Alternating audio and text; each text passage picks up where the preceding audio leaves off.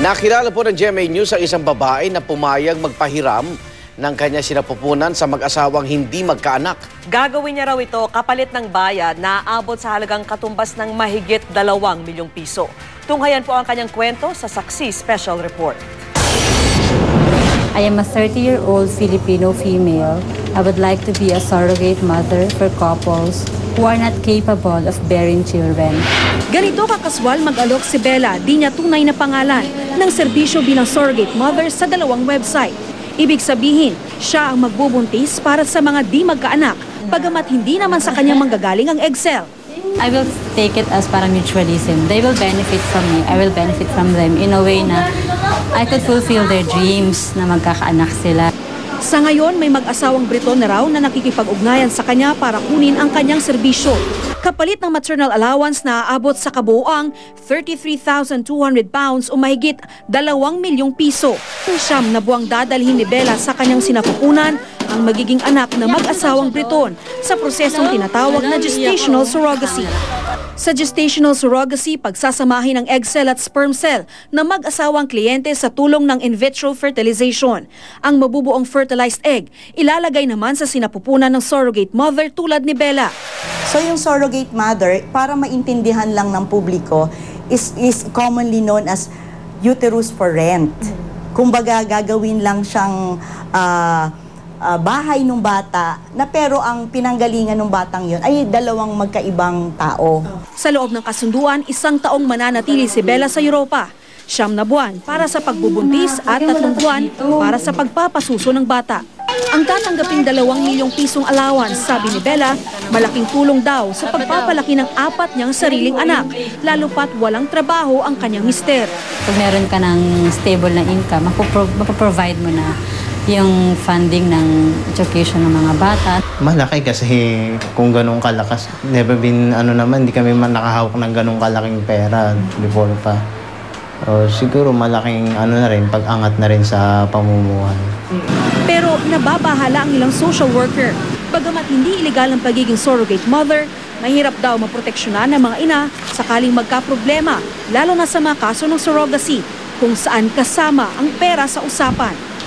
Nahihirapan kami dahil una, wala pong mga lugar kung saan mo pwede siyang i-rescue. Pangalawa, may mga middlemen, may mga nag-ooperate po niyan, maaring local man o foreign, at sa pamamagitan po ng mga online payment, nagagawa rin po yung mga kalakal. Hiwalay pang usapin ang kung sino ang dapat kilalaning ina ng bata o kung dapat pa itong dumaan sa pag-ampon.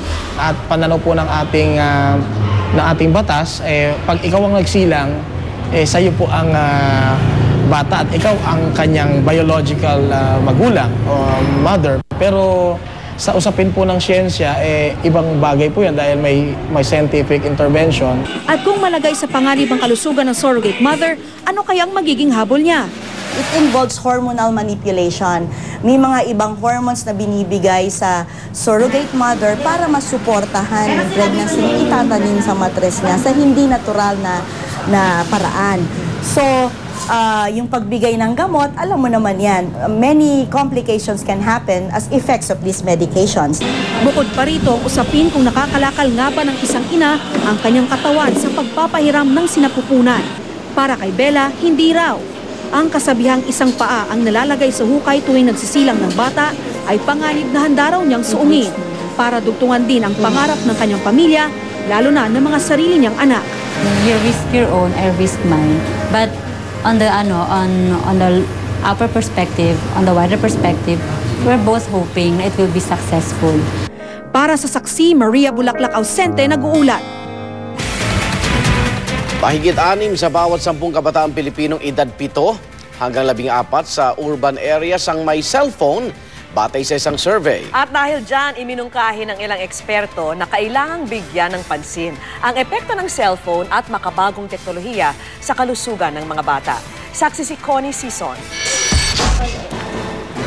Edad 5, 8 at 9 na taon pa lang, pero may kanya-kanya ng cellphone ang magkakapatid na sina Neo, Gabby at Mickey.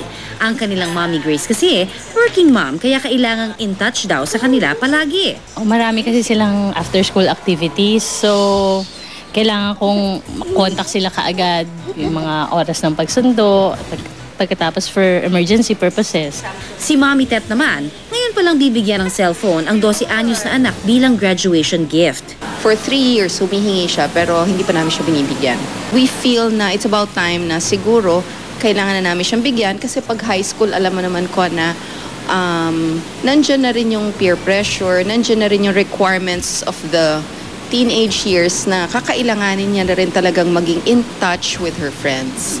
Katunayan, mahigit 6 sa bawat 10 kabataang Pilipino edad 7 hanggang 14 sa urban areas ang may cellphone, batay sa ipinagawang survey ng cable channel na Cartoon Network. Mas mataas ang bilang na ito kumpara sa resulta ng parehong survey 3 taon nang nakakaraan. Batay pa rin sa parehong survey, lumalabas na 8 sa bawat 10 batang Pilipino edad 7 hanggang 14 sa urban areas ang nag-i-internet ng di bababa sa 1 beses kada linggo. 5 naman sa bawat 10 ang may internet access sa loob mismo ng kanilang tahanan. Bagamat lumalabas sa survey na kabilang ang mga batang Pilipino sa mga maituturing na well-connected sa Asia Pasipiko, nagpaalala ang isang pediatrician psychologist sa epekto ng paggamit ng cellphone at internet sa kalusugan at pakikipag-ugnayan ng mga bata sa iba. Sa health, actually may controversies pa dito. Merong silang cases that they say may effects sa brain activity, such that they become very active, in some cases very depressed, and they cannot focus, may memory problems. The unfortunate thing is we even have families where they're only 1 floor away and they use cell phones, no? And nawawala yung interactive component in the relationship. Mungkahin ng nakapanayam kong eksperto, limitahan pa rin ang paggamit ng cellphone at internet ng mga bata, bagay na ginagawa na ni Mommy Grace sa kanyang mga anak. Meron kaming certain rules like pag nasa car kami, hindi sila pwedeng maglaro kasi sabi nga nakakalabo daw na mata. And then pag may family gatherings, hindi rin sila pwedeng maglaro ng any gadget. Kailangan mag-mingle, 'di ba? Lalo na pag andyan yung mga titos, titas, lolos, lolas. Kasi sayang yung time. Hindi rin sila palagi may cellphone. Yun, pag may importante lang, pag may lakad lang. Ako si Connie Sison, ang inyong saksi. At sama-sama natin saksihan. Fan si Jessica Sanchez, nagsagawa ng voting party para sa Happy Pinay na pambato sa American Idol Season 11. Hollywood celebrities Joe Jonas at Ian Somerhalder bibisita sa Pilipinas. Balitang hatid, nag-iisang liga ng katotohanan. Sasama-sama natin pagiging saksi.